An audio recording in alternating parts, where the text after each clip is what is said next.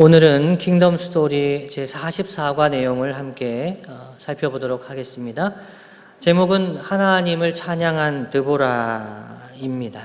지난주를 한번 떠올려 보겠습니다. 지난주 하나님이 이스라엘 백성에게 가나안 땅을 주셨고, 또 하나님이 기대하신 것은 그 가나안 땅에 하나님의 의로운 통치가 확립되는 것이었습니다. 그래서 하나님께서 통치하시는 곳에 펼쳐지는 하나님의 완전한 샬롬, 평안을 기대하셨는데 그 이스라엘 백성은 하나님 뜻에 순종하지 않았지요.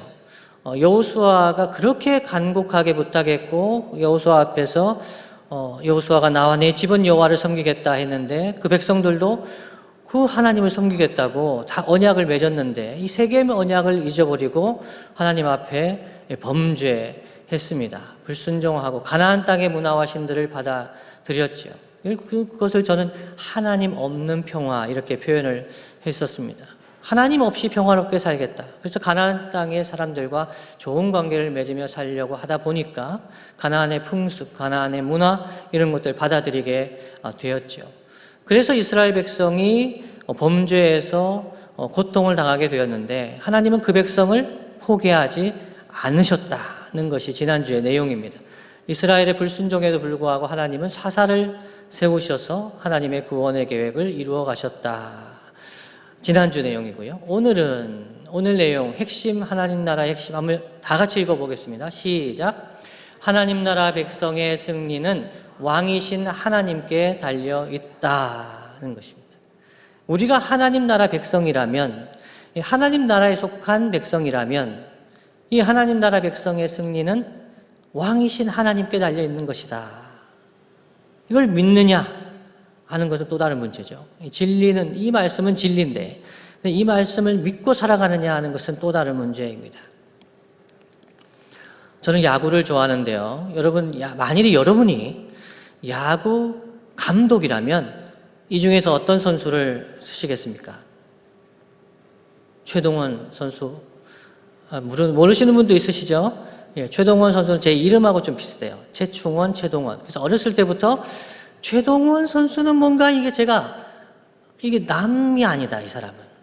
뭔가 이게 친근하고 너무 잘하는 거예요. 제가 초등학교 때 유치원 다닐 때부터 야구를 너무 좋아해가지고 공을 들고 막 벽에 던지고 최동원 선수의 폼을 흉내낼 거라고. 그 당시에 아마 아이들은 다 그렇게 컸을 것 같아요. 열심히 공을 던졌습니다. 유리창에도 던지고 막 깨고 막 도망가고. 최동원 선수, 제가 야구 감독이라면 최동원 선수의 전성기 때라면 쓸 것 같아요. 여러분이라면 어떠세요? 아니죠. 선동열이죠. 역대급 아닙니까? 국보급 투수입니다. 이 선동열 선수가 물론 이제 최동원 선수보다는 좀 후배입니다만은 퍼펙트 게임이라고 영화도 만들어지지 않았습니까? 이 후배입니다만은 전성기 때 기량으로 보면은 선동열 선수가 우리나라 투수 중엔 탑이다. 그래서 그렇게 얘기하는 사람들 많습니다. 선동열 선수는 제가 별로 좋아하지 않는 이유가 제가 삼성 라이온스를 응원을 했는데 선동열만 나오면 지는 거예요. 그래서 저는 정말 선동열 선수만 없으면 좋겠다. 어떻게 저렇게 잘 던질까? 제가 감독이라면 선동열 선수 좋을 것 같아요.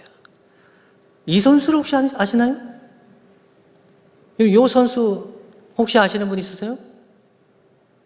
예, 40, 50대 분들은 알 수가 있어요. 예, 그 이름도 유명한 독고탁이죠. 독고탁 선수. 이러면 이 선수하고 이 최동원, 선동열 씨하고 이렇게 붙으면 누가 이길까요? 독고탁이 이겨요. 마구를 가지고 있거든요.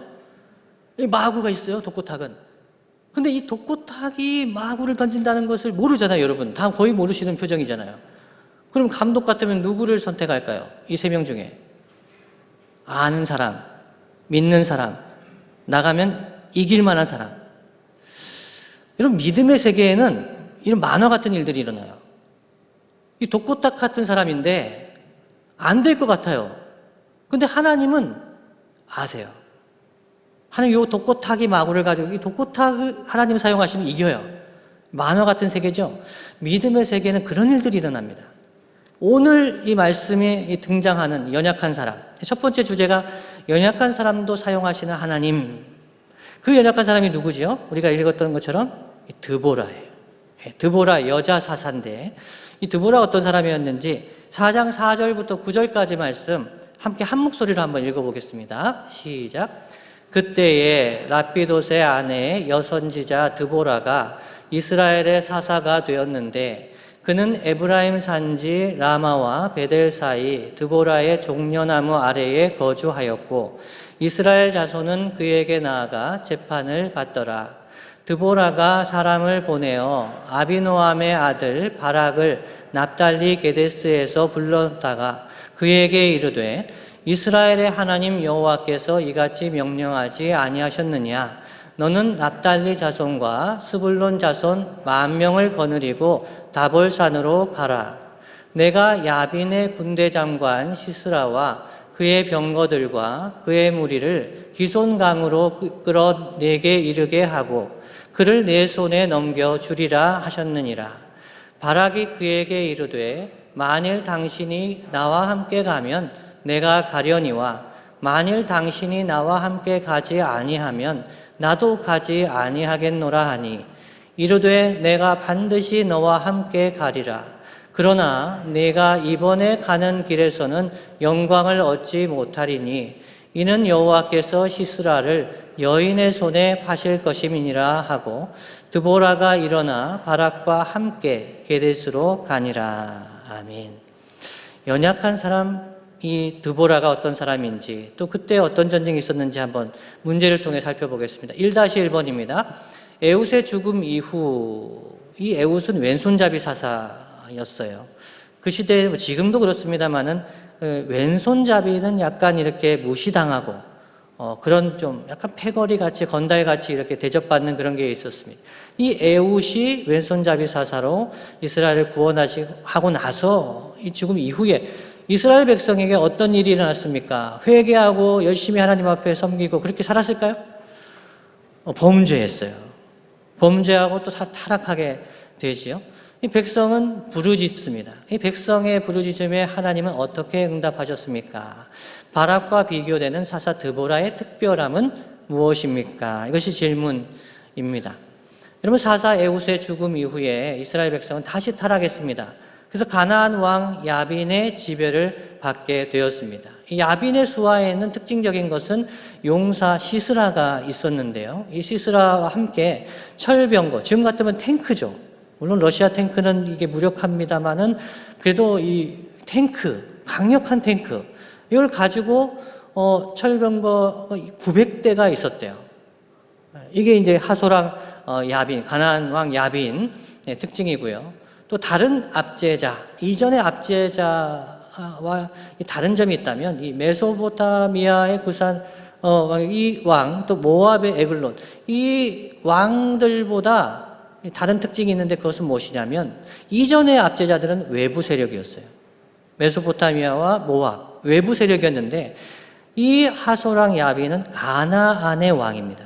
가나안 내에서 발흥한 이 가나안 왕이죠. 이 압제를 받게 된 거예요. 20년 동안 학대를 받다가 하나님께 부르짖습니다. 그때 하나님께서 세우신 사사가 바락이 아니라 한 여인 드보라였다. 이렇게 얘기하는 거죠. 그래서 이 드보라는 여인이라는 것을 강조하면 오늘 그 공부와 같은 주제가 나타나요. 연약한 사람도 사용하시는 하나님. 근데 이 드보라가 그냥 전쟁 정도 잘한 사람이 아니었어요. 이 드보라는 사사였는데요. 사사의 기능 중에 하나가 재판하는 사람이었어요. 재판. 그러니까 군사 전쟁에서는 장군으로서 전쟁에 나가서 이스라엘 위해서 싸워야 되지만 평소에는 재판하는 사람이었습니다. 지도자였다는 것이죠. 그러니까 드보라가 전쟁 한번 잘해가지고 인정받은 것이 아니라 이스라엘 백성의 정치 지도자, 사법적인 지도자, 군사적인 지도자, 영적인 지도자였다는 것이죠. 바락은요, 어떤 사람이었을까요? 바락과 드보라를 좀 비교해 보겠습니다. 바락은 납달리 스불론 자손 1만 명을 군대로 소집하고 이끌고 싸울 수 있는 장군이었어요. 이 드보라도 알았습니다. 드보라도 하나님의 말씀, 하나님의 계획을 이 바락에게 이야기해 주지 않았습니까? 이렇게 싸워라. 하나님이 승리를 주실 것이다 했어요. 우리가 보통 이제 주일학교 때부터 들을 때 바락을 좀 우습게 생각하는 경향이 있어요. 드보라가 여인인데 바락은 더 비겁한 사내였다 이렇게 생각하기 쉬운데 아니에요. 이 1만 명의 군대를 소집할 수 있는 장군이었어요. 그런데 이 드보라를 통해 주신 하나님의 명령에도 불구하고 드보라가 꼭 동행해 달라고 요청합니다. 둘 중에 하나를 우리가 선택해야 되죠. 바락이 바보 같은 남자든지 아니면 드보라가 정말 뛰어난 하나님의 지도자였든지. 요즘의 신학자들은 후자 쪽으로 약간 가까워지는 경향이 있어요. 그러니까 드보라가 정말 여성 지도자였다. 바락이 못났다고 이야기하기보다는 드보라가 정말 여성 지도자. 하나님께서는 여성도 사용하신다. 이 정도가 아니고요. 여성을 사용하신다. 대표적인 사례가 구약에서 이제 드보라죠. 예. 그래서 이 드보라가 그 바락의 요청을 받아들입니다.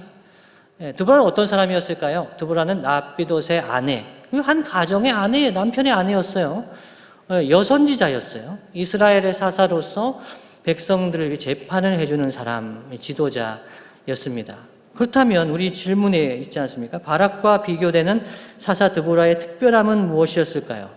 여러분은 어떻게 생각하세요? 드보라가 바락하고 비교해서 뭐가 특별했을까요? 여러분 교재를 가지고 계신 분은 읽으시면 179쪽 그게 첫 번째 문단 마지막 부분에 하지만 여인 드보라에게는 하나님의 말씀이 있었습니다 라고 해요. 그러니까 이러면 정답은 쉬워요. 정답은. 그러니까 이 드보라한테는 하나님 말씀이 있었다. 바락하고 비교해 본다면 바락에게는 하나님 말씀이 없었고 그러면 드보라에게는 하나님 말씀이 있었다. 그러면 드보라는 이 정도로 대단한 지도자가 됩니까? 원론적으로 맞는 말이에요. 원론적으로는. 그런데 실제로 여러분에게도 하나님 말씀이 있지 않습니까?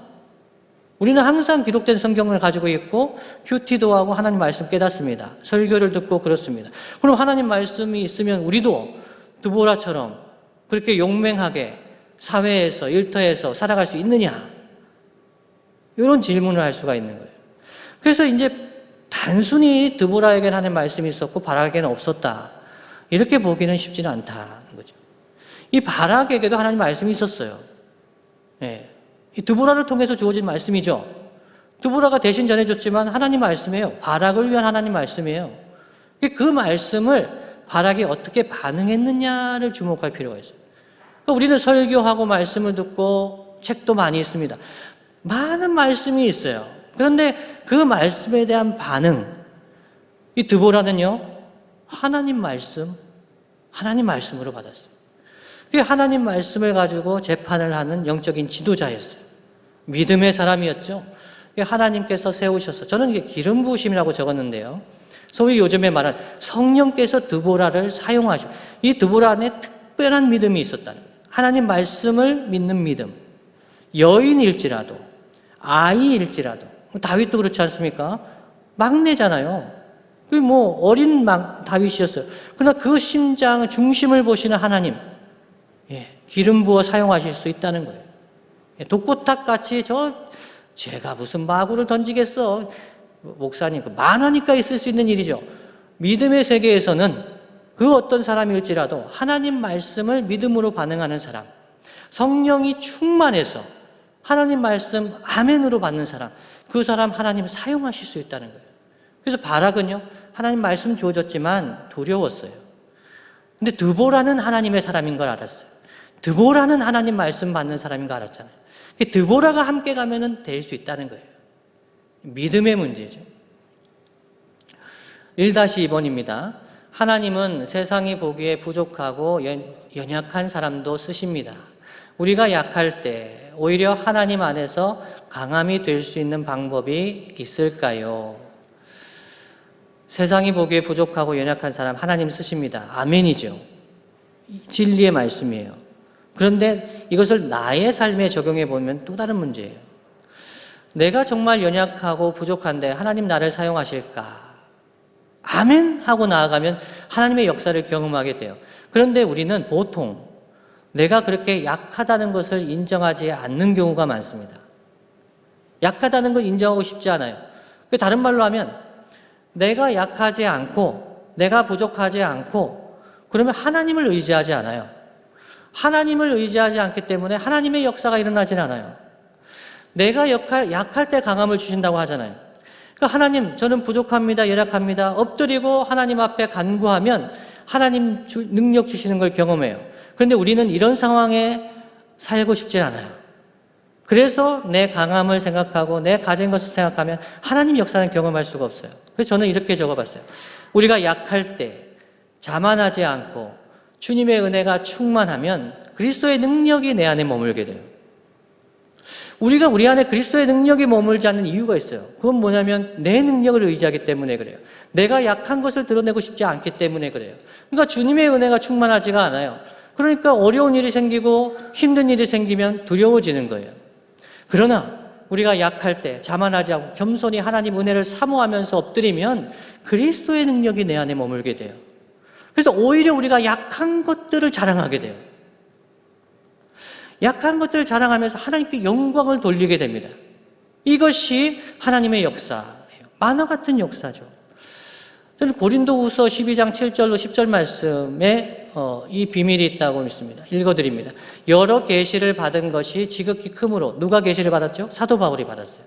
여러 계시를 많이 받은 사람이었어요. 지극히 크므로 너무 자만하지 않게 하시려고 내 육체의 가시 곧 사탄의 사자를 주셨으니 이는 나를 쳐서 너무 자만하지 않게 하려 하심이라. 이것이 내게서 떠나가게 하기 위하여 내가 3번 주께 간구하였더니, 그렇죠? 사도 바울이 간구했어요. 근데 육체의 가시, 어떤 사람들은 안질이다, 간질병이다, 여러 가지 이야기를 해요. 근데 이 사도 바울이 많은 사람의 병을 고쳐주는 능력 있는 사람이었는데 자신의 육체의 가시가 있고 약함이 있다는 거예요. 이것을 위해서 기도했어요. 하나님 낫게 해주세요. 그런데 9절 말씀에요. 나에게 이르시기를 내 은혜가 내게 족하도다. 이는 내 능력이 약한 데서 온전하여 짐이라 하신지라. 그러므로 도리어 크게 기뻐함으로 나의 여러 약한 것들에 대하여 자랑하리니 이는 그리스도의 능력이 내게 머물게 하려 함이라. 그러므로 내가 그리스도를 위하여 약한 것들과 능력과 궁핍과 박해와 곤고를 기뻐하노니 이는 내가 약한 그때의 강함이라 말씀했습니다. 사도 바울의 이 고백이 우리 신앙의 선배들의 고백이었어요. 우리 신앙의 선배들이 다 약점이 있었습니다.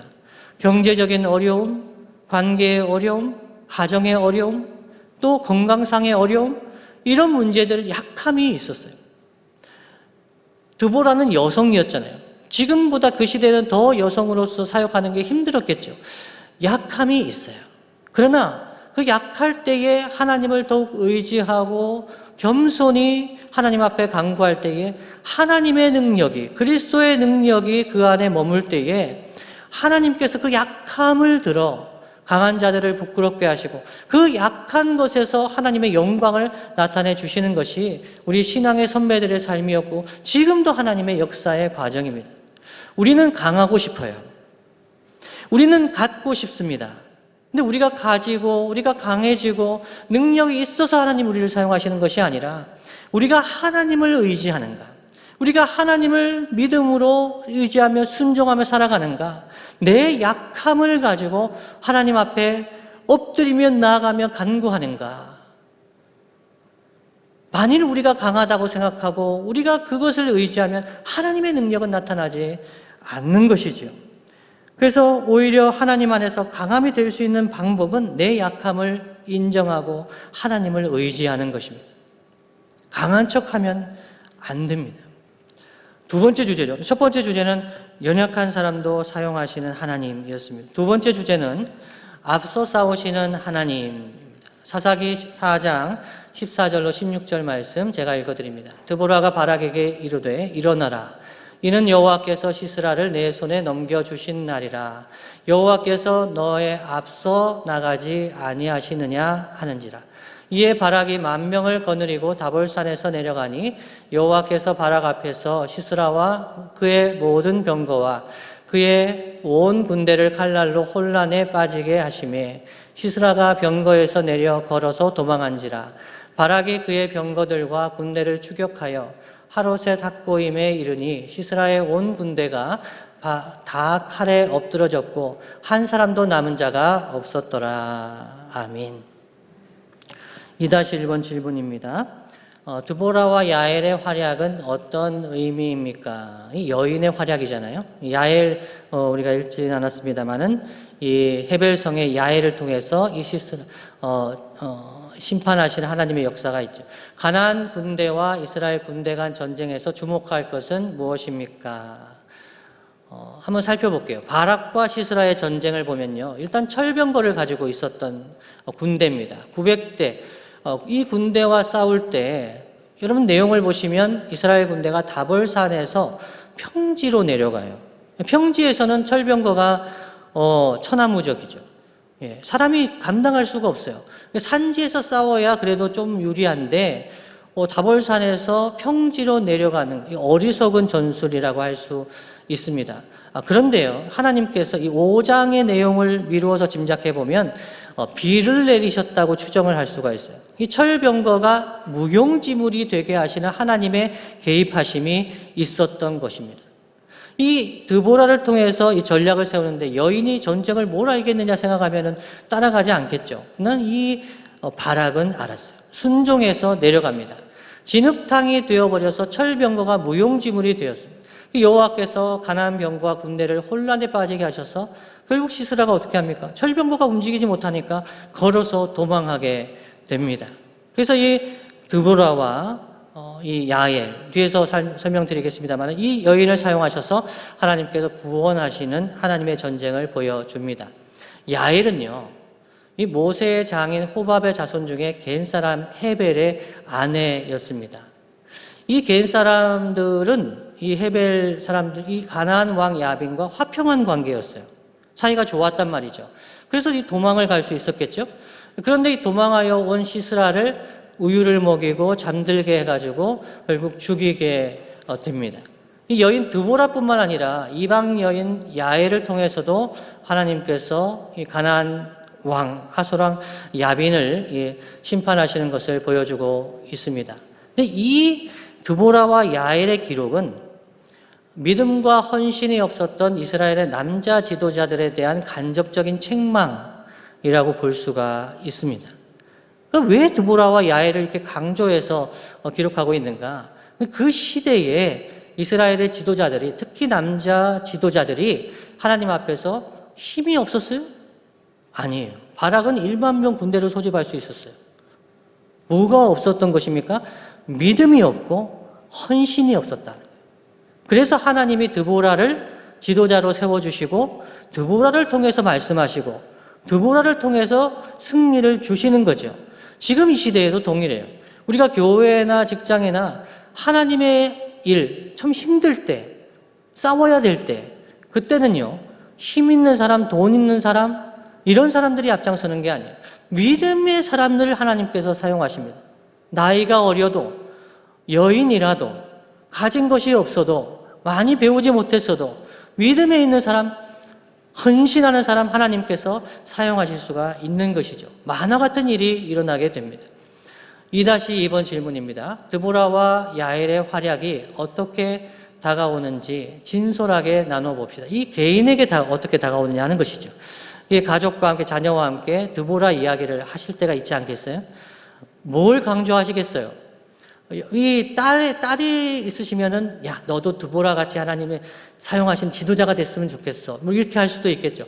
개인을 너무 강조하는 것보다 드보라가 믿음의 사람이었다는 것, 하나님 말씀의 사람이었다는 것 또 강조하면 좋을 것 같아요. 어쨌든 우리 개인에게 이 드보라와 야엘의 활약이 어떻게 다가오는가 나눠보자는 질문이죠. 철병거처럼 굳게 믿었지만 정작 제대로 사용하지 못해서 낭패를 본 경험이 있습니까? 반대로 하나님의 놀라운 도우심으로 승리를 경험한 적이 있습니까? 질문이 너무 복잡해요. 그래서 어떤 질문을 선택하는 것은 재량이겠습니다만은 저는 이렇게 생각을 한번 해봤습니다. 나의 약함을 인정하고 하나님의 도우심을 철저히 의지하는 것, 이것이 참 복이다. 나의 약함을 인정할 수밖에 없는 상황에 직면하는 것, 다른 말로 하면 하나님의 역사를 경험할 수 있는 상황이 되는 것, 이것은 참 복이다. 그래서 하나님을 철저히 의지할 때에 경험하는 승리의 간증, 이건 참 복이다는 생각을 했습니다. 우리 자녀들에게도 그렇죠. 인생이 저희가 뭐 1, 20년을 살아온 자녀들이 있다 그러면 요즘엔 참 어려움이 없는 것 같아요. 그러니까 하나님을 의지하고 철저히 의지하면서 금식하면서 기도해야 되는 상황, 이런 상황이 있는 것이 복이라는 생각을 하게 되었습니다. 그럴 때 하나님께서 역사해 주시는 걸 경험하는 것, 복이죠. 반대로 얘기하면요, 내가 할만해요. 공부도 많이 했어요. 잘 준비됐어요. 하나님, 제가 열심히 준비했으니까 잘 생각나게 해주세요. 라고 시험 치는 아이. 하나님을 의지하지 않는 거죠. 나를 의지하는 것. 이건 복이 아니다. 하는 생각이 들어요. 제가 2011년인지 12년인지 이제 오후 예배 때 설교할 때 그런 얘기를 한 적이 있어요. 저는 시험 칠 때 하나님 앞에 그런 기도는 안 했습니다. 하나님, 공부했으니까 잘 기억나게 해주세요. 공부한 대로만 쓸 수 있게 해주세요. 저는 이런 기도 한 적이 없어요. 왜냐하면 저는 벼락치기를 했기 때문에 기도할 때 그래서 하나님 불쌍히 여겨주세요. 하나님, 저는 정말 모르겠어요. 하나님 의지하면서 불쌍히 여겨주세요라고 기도했을 때 하나님 더 의지하게 돼요. 간절함으로 시험을 칠 수 있어요. 그런데 대학만 들어가가지고 제가 시험에 망할 때가 있었어요. 그럼 언제냐면요, 시험 할만하다. 이 시험 괜찮겠는데? 성적 나올 만하다. 이 기도를 간절함으로 안 해요. 제가 그 시험에 망했어요. 정말 몇 번을 망하게 되니까 하나님께 간절히 연약함을 인정하면서 기도하는 것이 복이다. 제가 대학이 그랬습니다. 제가 대학을 전기를 떨어졌잖아요. 저희 12년 동안 저하고 이제 같이 계시기 때문에 한 서너 번은 들으셨을 거예요. 제가 대학 시험 칠 때 그때 학력고사 때이기 때문에 원서를 내고 시험 치러 가는 거예요. 그 학교에. 전 수석 입학할 줄 알았어요. 엄청나게 하향 지원을 했기 때문에, 나는 신문에 날 줄도 몰라. 수석 입학할 줄 알았어요. 그런데 기도했겠어요? 기도는 했죠. 예. 그냥 하나님 시험 칩니다. 도와주세요. 망했어요. 저는 기초가 부족했기 때문에 문제가 쉽게 나오면 망합니다. 예. 그런데 그 학력고사에 엄청나게 쉽게 나온 거예요. 평소 성적보다 20점 이상 잘 나온 거예요, 보통 애들은. 저는요, 기초가 부족하니까 쉬운 문제에 실수를 많이 한 거예요. 저는 평소 성적이 나온 거예요. 저는 수석 입학할 줄 알았는데 동점에서 떨어졌어요. 3학년 2반 아이가 점수가 나왔는데 그 점수가 저와 같아요. 그 친구 붙으면 붙고 난 떨어지면 같이 떨어지겠구나. 다 되는 줄 알았어요. 그 친구 붙고 저 떨어졌어요. 그 친구가 저보다 한 살이 많아요. 그 학교의 규정이 동점이면은 나이 어린 애를 붙인다는 거예요. 그때요, 제가 얼마나 화가 났는지 몰라요. 하나님, 제가 이렇게 하향 지원했는데 열심히 주일 성수하고 열심히 했는데 하나님 왜 제가 떨어지나요? 3일 내내 금식이죠. 하나님 원망했어요. 그때 하나님 저에게 깨닫게 해주신 게 뭐냐면, 너 엄청 교만하다. 엄청 교만하다. 네가 열심히 공부할 때는 하나님 의지한다고 그랬지 몰라도 시험 칠 때 하나님 너 나를 의지하지 않았다. 제가 너무너무 부끄러웠어요. 우리가 쉽게 생각하고 이건 되겠지. 교만하면 망합니다. 하나님 백성은 교만하면 망해요. 제가 그 대학 떨어지면서 그 인생의 교훈을 얻었어요. 우리 자녀들도 똑같아요. 그래서 제가 삼형제한테 반복해서 얘기해 주는 게 있어요. 교만하면 망한다는 거예요. 시험 칠 때도 기도해야 돼요. 하나님 앞에 간구해야 되죠. 근데 그렇게 열심히 애들 기도 안 해요. 왜요? 아직 망해본 적이 없나 봐요. 망하면서 배우는 겁니다. 코이카라고 적어놨죠. 제가 군대 갈 때 육군 정훈장교 시험도 붙고 코이카 시험이 그때 해외봉사단으로 나가는 게 있었어요. 정말 열심히 기도했어요. 하나님, 저는 되지는 않을 거예요. 코이카 예비봉사단은 제가 붙을 만한 시험이 아니에요. 그때 병역 특혜로 그렇게 간주됐기 때문에 서울대가 반절, 해외 석박사가 반절이에요. 제가 붙을 수가 없는 시험이었어요. 그런데 하나님 가고 싶은 거예요. 선교지에 가서 선교하고 싶은 마음이 있는 거예요. 열심히 기도했어요. 제가 이 코이카 시험이 합격했다는 이야기 듣는 순간 그 자리에 무릎 꿇고 기도했어요. 하나님 정말 감사합니다. 그렇게 감사 기도해본 적이 없어요. 시험을 치면서도 너무 간절했어요. 하나님, 저 가진 것은 하나도 없어요. 내세울 게 하나도 없어요. 근데 하나님 여기 붙게 해주시면 선교할게요. 인생에 여러분 이러한 순간들이 있어요. 여러분이 사업을 하시든지 직장에서 어떤 일이 있을 때 하나님 이거 되게 해주시면 정말 간절함으로 기도하는 거예요. 나는 부족하고 연약하고 아무 의미 없어요. 근데 하나님을 의지하면서 기도하는 이 자체가 복이라는 거죠. 미국 비자는 넘어가겠습니다. 세 번째 주제죠. 드보라와 바락의 찬양. 사사기 5장 1절 2절. 앞에 보면서 함께 한 목소리로 읽겠습니다. 시작. 이날에 드보라와 아비노함의 아들 바락이 노래하여 이르되 이스라엘의 영솔자들이 영솔하였고 백성이 즐거이 헌신하였으니 여호와를 찬송하라. 한 절이 더 있습니다. 5장 31절 다 함께 읽겠습니다. 시작. 여호와여, 주의 원수들은 다 이와 같이 망하게 하시고 주를 사랑하는 자들은 해가 힘있게 도둠같게 하시옵소서 하니라. 그 땅이 40년 동안 평온하였더라. 아멘. 3-1번 질문입니다. 드보라와 바락이 하나님을 찬양하는 이유는 무엇일까요? 승리를 주셨으니까 찬양하기도 하죠. 근데 드보라의 노래에서 발견되는 이스라엘 백성의 모습이 있습니다. 살펴볼 필요가 있겠습니다. 일단 드보라와 바락의 찬양에는 그 시대상이 담겨 있어요. 하나님께서 행하신 구원을 노래하면서 백성에게 찬양을 촉구하는 거죠. 일반적인 내용이에요. 근데 한편 이스라엘의 영솔자들이 지도자들이죠. 영솔하였고 백성이 즐거이 헌신했다고 하면서도 또 한편으로는 언약 공동체의 분열이 언급되어 있습니다. 14절에서 18절까지 내용을 보시면 요단 동편의 길르앗 지역에 있었던 르우벤 지파는 남의 일처럼 여기면서 목자가 피리 부는 것처럼 일상생활을 했다는 거예요. 그러니까 모든 지파 사람들이 전쟁하러 나간 것이 아니었어요.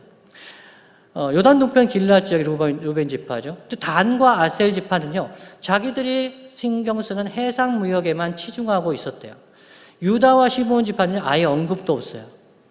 그러니까 이 가나안 왕 하소랑 야빈이 이렇게 압제하고 있는데 전쟁이 일어났는데 이스라엘 백성들의 공동체가 이게 분열되고 있는 그 시대상을 이 드보라와 바락의 찬양 속에 담고 있다는 거죠. 그 오고 오는 세대의 사람들이 듣는 거잖아요. 이 드보라와 바락이 마지막에 이렇게 간구하는 내용이 있어요. 여호와여, 주의 원수들은 다 이와 같이 망하게 하시고 주를 사랑하는 자들은 해가 힘있게 도둠같게 하시옵소서라고 마지막에 이렇게 찬양하면서 기도 간구하잖아요. 어떤 마음이었을까요? 원수들은 망하게 해달라는 거는 뭐 이해가 되시죠? 근데 주를 사랑하는 자들은 누굴까요?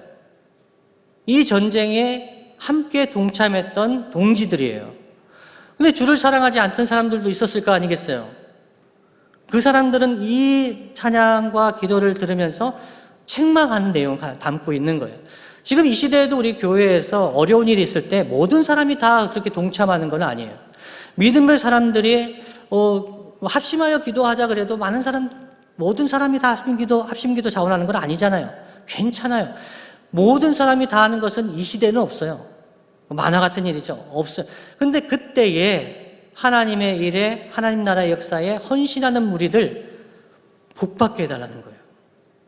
주를 사랑하는 자들은 해가 힘있게 도둠같게 하시옵소서 라고 축복하고 있는 거죠. 하나님의 축복을 간구하고 있는 것입니다. 3-2번입니다.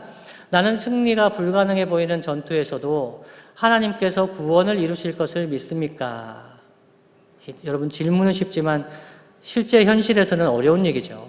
승리가 불가능해 보이는 철병거 900대하고 전쟁해야 되잖아요. 하나님의 구원을 이루실 걸 믿으면서 아멘하면서 나가요?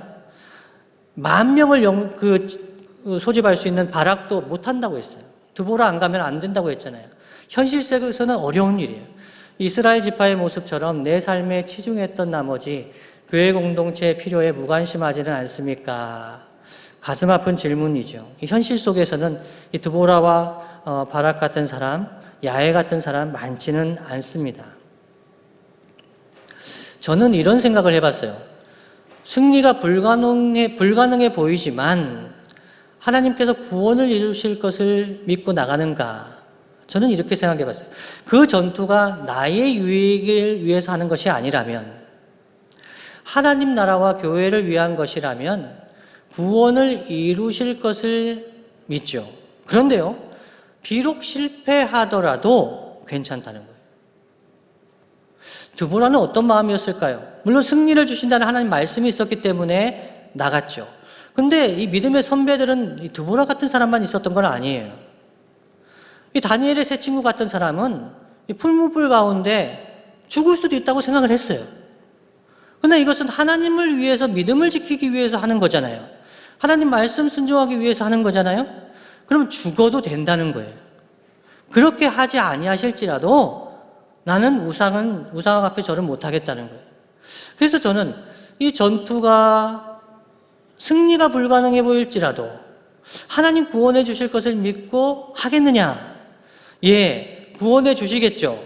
그런 일이 있을 것을 기대할 수도 있어요. 그러나 풀물불에 들어가는 것처럼 안 될지도 몰라요. 철병거 900대 가가지고 맨 땅에 헤딩하는 것처럼 죽을 수도 있잖아요. 그러나 그러한 전쟁, 비록 실패하는 일이 있어도 그건 하나님 나라의 실패는 없다는 거예요. 하나님 나라의 실패는 없어요. 결국 합력하여 선을 이루실 걸 믿는다는 거예요. 그 믿음의 선배들은 이길 거 뻔히 알면서 나가면 다 나가죠. 안 나가는 사람이 어디 있겠어요. 근데 어려운 일이에요. 다른 사람은 다 두려워해요. 그러나 이것이 나의 유익을 위한 것이 아니라 하나님 나라를 위한 것이면 하나님 구원하시겠죠. 예, 구원하시지 않아도 좋다는 거예요. 그래도 합력하여 선을 이루실 것이라고 믿고 나가는 거죠. 믿음의 사람들은, 신앙의 선배들은 그렇게 살았던 거예요. 안 돼도 돼요. 마무리해 보겠습니다. 정리해 봅니다. 하나님 나라 백성의 승리는 우리의 조건에 달려있지 않아요. 첫 번째 핵심 말씀드렸죠. 하나님 나라 백성의 승리는 하나님께 달려있는 거예요. 이 전투에서는 질 수도 있어요. 이 전투, 작은 전투에서는 질 수도 있어요. 스데반처럼 돌 맞아 먼저 천국 갈 수도 있어요. 그렇지만 궁극적으로 하나님 나라 승리할 거예요. 그래서 믿음의 선배들은 돌을 맞기도 하고 그냥 무모하게 앞장서서 나갔던 거예요. 하나님 나라 백성의 승리는 우리의 조건에 달려있지 않아요. 우리의 성별, 나이, 빈부, 학력, 체력에 달려있는 것이 아니죠. 우리가 얼마나 왕 되신 하나님을 사랑하는가에 달려있어요. 하나님을 얼마나 우리가 신뢰하는가에 달려있는 거죠. 하나님은 지금도 주를 사랑하는 연약한 자들을 통해서 얼마든지 하나님의 강함을 나타내시고 영광을 받으시는 줄로 믿습니다. 우리가 정말 믿음의 사람들이 안 된다고 할 때 안 돼도 괜찮아요. 하나님 나라를 위해서 헌신하며 믿음으로 나아가는 우리가 되기를 간절히 바랍니다. 하나님 나라 포인트 3가지 한 목소리 읽겠습니다. 시작. 왕이신 하나님께서는 사회적으로 연약한 사람도 들어 사용하신다. 용사이신 하나님이 백성보다 앞장서 싸우셔서 놀라운 승리를 주신다. 하나님 나라 백성은 하나님께서 이루신 구원을 찬양해야 한다. 2가지 기도 제목 가지고 함께 기도하겠습니다. 사람의 생각을 뛰어넘는 승리를 주시는 하나님을 찬송하기를 원합니다. 그러나 승리가 없을 수도 있어요. 하나님 나라의 실패는 없어요. 그 승리를 통해서 하나님께서 영광 받으실 동시에 우리의 실패를 통해서도 하나님은 얼마든지 영광 받으실 수가 있습니다. 합력하여 선을 이루십니다. 이 하나님 믿고 우리는 전쟁에 나갑니다. 우리의 이기적인 삶에서 벗어나 하나님 나라를 위해서 헌신하는 우리가 되게 해주십시오. 이 2가지 기도 제목 가지고 다 함께 기도하시겠습니다.